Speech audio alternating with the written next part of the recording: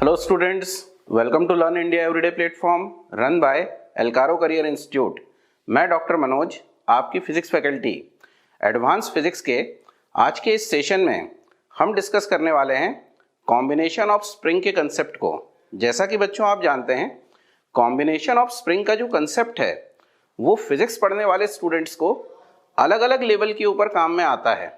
जैसे जो बच्चे जेई मेंस, जेई एडवांस और नीट की प्रिपरेशन करते हैं आफ्टर द 12th, उनको भी ये टॉपिक यूज आता है। साथ में बीएससी पढ़ते समय जब आप फिजिक्स लेके या फिजिक्स ऑनर्स लेके और बीएससी करते हैं, ग्रेजुएशन करते हैं, वहाँ भी मैकेनिक्स पढ़ते समय आपको ये टॉपिक काम में आएगा। इसी तरह से वो स्टूडेंट्स जो एमएससी करते हैं और एमएससी में मटेरियल साइंस पढ़ते हैं और मटेरियल्स में एटॉमिक स्ट्रक्चर की स्टडी करते हैं बाय स्प्रिंग मॉडल्स, तो जब हम लैटिस स्ट्रक्चर के वाइब्रेशन की स्टडी करते हैं वहाँ भी ये कंसेप्ट काम में आता है। लेकिन बहुत सारे स्टूडेंट ऐसे होते हैं जिनको इस टॉपिक में कंफ्यूजन होता है। अल्टीमेटली ये टॉपिक वाइब्रेशंस की स्टडी करने के लिए काम में आता है, क्योंकि यहाँ पे स्प्रिंग है और स्प्रिंग के साथ जब भी हम किसी बॉडी को अटैच करते हैं और उसको मीन पोजीशन से थोड़ा सा भी डिस्प्लेस करके छोड़ते हैं तो वो अपने मीन पोजीशन के दोनों तरफ ऑक्सीलेट करता है। इन ऑक्सीलेशंस की फ्रीक्वेंसी और टाइम पीरियड की स्टडी करके हम बहुत सारी चीज़ें फिजिक्स में कैलकुलेट करते हैं। तो चलिए देखते हैं इस कंसेप्ट को। तो बच्चों, जब हम बात करते हैं कॉम्बिनेशन ऑफ स्प्रिंग की, तो जैसा हम जानते हैं कि हम फिजिक्स के अंदर जब भी कंपोनेंट को जोड़ते हैं तो दो तरह से जोड़ते हैं। हम उनको सीरीज में जोड़ते हैं, साथ में हम उनको पैरेलल में जोड़ते हैं, और फिर हम देखते हैं कि क्या इफेक्ट प्रोड्यूस हुआ। तो बेसिकली जब हम बात करते हैं स्प्रिंग की, तो स्प्रिंग को भी हम दो तरह से कनेक्ट करते हैं। पहला कॉम्बिनेशन होता है सीरीज कॉम्बिनेशन और दूसरा कॉम्बिनेशन होता है पैरेलल कॉम्बिनेशन। यहाँ हमें ये कंसेप्ट ध्यान में रखना है कि सीरीज कॉम्बिनेशन का मतलब हुआ कि हम एक स्प्रिंग के आगे दूसरे स्प्रिंग को जोड़ रहे हैं, तो अल्टीमेटली हम स्प्रिंग की लेंथ को इंक्रीज कर रहे हैं, और जब हम स्प्रिंग की लेंथ को इंक्रीज कर रहे हैं तो इसका इफेक्ट उस मटेरियल के अंदर, या फिर हम कहें कि उस स्प्रिंग के अंदर, अगर हम सिंपल मैकेनिक्स पढ़ रहे हैं तो उसके टाइम पीरियड और ऑक्सीलेशन के ऊपर किस तरह से आ रहा है वो हमें यहाँ स्टडी करनी होती है। तो चलिए स्टार्ट करते हैं। तो सीरीज कॉम्बिनेशन के इस टॉपिक को समझने के लिए सबसे पहले हम यहाँ एक डायग्राम बनाते हैं। तो सबसे पहले मैं यहाँ एक हॉरिजॉन्टल सरफेस अज्यूम करता हूँ जिसके साथ एक रिजिड सरफेस जुड़ी हुई है। इस रिजिड सरफेस को हम वॉल भी कह सकते हैं। इस वॉल के साथ मैं दो स्प्रिंग लेता हूं और इन स्प्रिंग्स को एक दूसरे के साथ सीरीज में जोड़ता हूं। सीरीज में जोड़ने का मतलब होता है एक के बाद एक लगाना, और पहले स्प्रिंग का एक एंड इस रिजिड सपोर्ट के साथ जुड़ा हुआ है, इसका मतलब ये फिक्स एंड है। हम यहाँ अज्यूम कर लेते हैं कि स्प्रिंग का स्प्रिंग कांस्टेंट है K1। फर्स्ट स्प्रिंग का स्प्रिंग कांस्टेंट हमने अज्यूम कर लिया K1। इसी तरह से सेकेंड स्प्रिंग का स्प्रिंग कांस्टेंट हम अज्यूम कर लेते हैं K2। और अब इस कॉम्बिनेशन के साथ मैं एक ब्लॉक को अटैच कर देता हूं। इस ब्लॉक का मास हम अज्यूम कर लेते हैं स्मॉल m।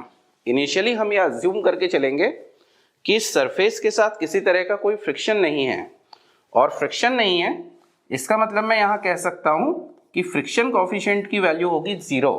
अब अगर इस ब्लॉक के ऊपर मैं एक फोर्स अप्लाई करता हूं कैपिटल F, और आप इस फोर्स के डायरेक्शन से देख सकते हैं कि इस एप्लीकेशन ऑफ फोर्स से ये स्प्रिंग एक्सपांड होंगे और जो मेरा ब्लॉक है वो राइट हैंड साइड में शिफ्ट होगा।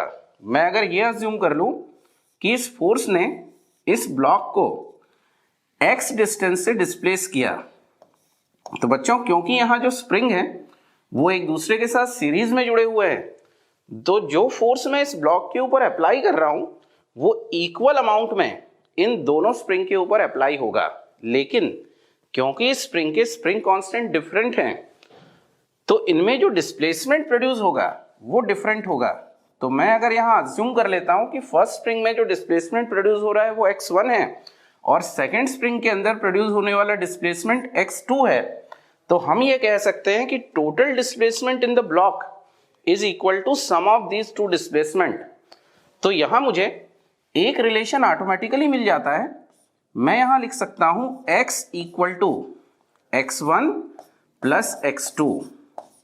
लेकिन बच्चों यहां मुझे इन दोनों स्प्रिंग का इक्विवेलेंट स्प्रिंग कांस्टेंट निकालना है, और ऐसा करने के लिए मुझे इस x1 और x2 की वैल्यू को इस अप्लाइड फोर्स के टर्म में निकालना पड़ेगा। और मैंने आपसे कहा क्योंकि यहाँ ये दोनों स्प्रिंग सीरीज में जुड़े हैं तो दोनों के ऊपर अप्लाइड होने वाला जो फोर्स है वो सेम होगा। तो मैं अगर x1 की वैल्यू को यहाँ कैलकुलेट करना चाहता हूँ तो applied force F on first spring equal to होता है माइनस K1 x1। यहाँ से मैं x1 की वैल्यू को इजीली कैलकुलेट कर सकता हूँ। x1 इक्वल टू हो जाएगा माइनस F अपॉन K1। इसी तरह से मैं अगर x2 की वैल्यू को कैलकुलेट करना चाहता हूँ तो x2 की वैल्यू हो जाएगी माइनस F अपॉन K2। तो हमने यहाँ से इस डायग्राम को यूज करके x1 और x2 की value in terms of force and spring constant के टर्म में कैलकुलेट कर ली। अब इन वैल्यू को अगर मैं इक्वेशन 1 में सब्स्टिट्यूट करता हूं तो मुझे x की वैल्यू मिल जाती है। तो x इक्वल टू मैं लिखूंगा minus F upon K1 minus F upon K2। Force क्योंकि यहां कॉमन है तो इस फोर्स की वैल्यू को हम यहां से माइनस साइन के साथ कॉमन निकाल लेते हैं। तो ब्रैकेट में मेरे पास बचेगा 1 upon K1 plus 1 upon K2। हम एलसीएम लेके और इस स्टेप को अगर आगे सॉल्व कर लें तो हमें वैल्यू मिलेगी x equal to minus F, LCM आ जाएगा K1 K2 और ऊपर टर्म आ जाएगी K1 प्लस K2।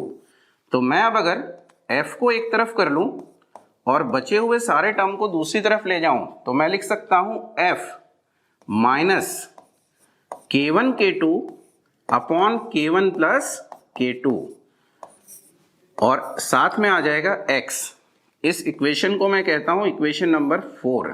तो अब आप देख सकते हैं इस इक्वेशन में एक तरफ तो F है जो अप्लाइड फोर्स है, इस अप्लाइड फोर्स के इक्वल ही रिस्टोरिंग फोर्स होगा जो ये ब्लॉक जो है, ये जो स्प्रिंग है ये अप्लाई करेंगे लेकिन अपोजिट डायरेक्शन में अप्लाई करेंगे। तो अब अगर मैं यहां ये अज्यूम कर लेता हूं कि इन दो स्प्रिंग के बजाय मैं एक अकेला स्प्रिंग कंसीडर करूं, उसी रिजिड सपोर्ट के साथ एक अकेला स्प्रिंग लगाया जाए और ये अज्यूम किया जाए कि ये अकेला स्प्रिंग, सिंगल स्प्रिंग इन दोनों सीरीज कॉम्बिनेशन में जुड़े हुए स्प्रिंग का इक्विवेलेंट है, तो मैं इसको लिखता हूं KS और सेम ब्लॉक जिसका मास m है मैं इसको यहां अटैच करता हूं और एक्सपेक्ट करता हूं कि अगर F फोर्स अप्लाई किया जाए तो ये सेम डिस्टेंस से डिस्प्लेस होगा जो हमने अज्यूम किया था x। तभी हम ये कह सकते हैं कि ये जो स्प्रिंग है ये इन दोनों स्प्रिंग का इक्विवेलेंट स्प्रिंग है। और इस केस में मैं अगेन अगर F की वैल्यू कैलकुलेट करता हूं तो मैं लिखूंगा F equal to minus KS into x। तो बच्चों हमने इस रिस्टोरिंग फोर्स की वैल्यू दो अलग अलग केसेस में कैलकुलेट करी, एक बार सीरीज कॉम्बिनेशन ऑफ स्प्रिंग के लिए और एक बार इक्विवेलेंट स्प्रिंग के लिए। तो मैं अगर इन दोनों इक्वेशंस को कंपेयर करता हूं तो आप इजीली देख सकते हैं कि जो इक्विवेलेंट स्प्रिंग कांस्टेंट है उसकी वैल्यू होगी K1 K2 upon K1 plus K2, या इसी फॉर्मेट को मैं लिख सकता हूं 1 upon KS equal to 1 upon K1 plus 1 upon K2। तो एक तरह से ये जो फॉर्मूला है, ये फॉर्मूला अगर आपको ध्यान आता हो तो जब हम रेजिस्टेंस लेके और उनको पैरेलल में अरेंज करते हैं तो जो फॉर्मेट आता है उसी फॉर्मेट का ये फॉर्मूला है। तो अब अगर अपन सिंपल में इस वैल्यू में ये अज्यूम कर लें कि मेरे पास एक स्प्रिंग है और इस स्प्रिंग का स्प्रिंग कांस्टेंट K है और ऐसे n नंबर ऑफ स्प्रिंग मैं एक के बाद एक जोड़ता जा रहा हूं और मैं निकालना चाह रहा हूं कि कितना स्प्रिंग कांस्टेंट इस कॉम्बिनेशन का होगा।